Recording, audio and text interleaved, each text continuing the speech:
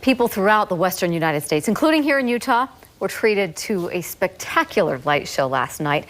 Pieces of a Chinese rocket hit the Earth's atmosphere at 17,000 miles an hour, and that made it glow in the sky for hundreds of miles.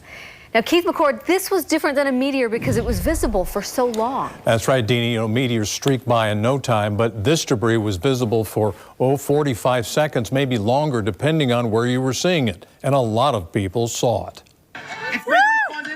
What in the world is that? It's a piece of space junk called CZ-7RB, the remains of a Chinese rocket booster. It's the biggest rocket that China has, and this top 2/3 piece is what came back down to Earth and basically flew through our skies last night. That is so cool. I've never seen anything like that in my life. It's gonna hit Beaver. For the record, it didn't hit Beaver. We've been launching things into space for years now. Much of it is the remains of old rockets and dead satellites. This NASA video shows just how much stuff is circling the planet right now. It's literally space junk.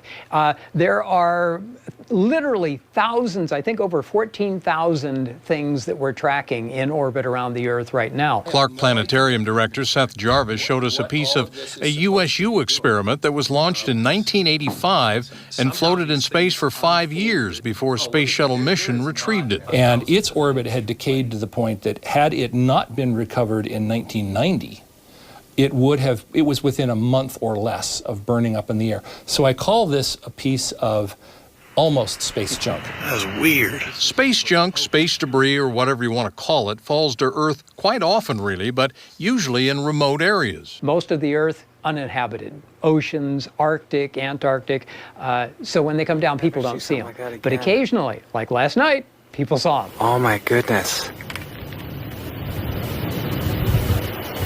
Oh my goodness. There are a number of websites that track what's orbiting the planet. Some actually predict approximately when and where the debris will fall.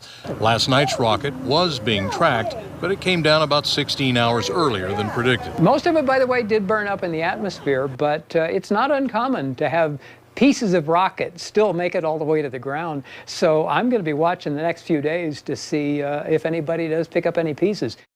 Okay, if stuff did come down, best guess is pieces may have come down somewhere along the Utah-Arizona border. Happy hunting, everybody. And by the way, according to the website satview.org, the next piece of space junk is called Flock 1E-17. It will fall to Earth this coming Sunday, somewhere near Africa. Okay, so just in case you're keeping track of that. But if somebody does find a piece of that, let us know. That would be neat. Oh, yeah. All right. It'll be a tiny piece of burnt metal, probably. Kevin, back.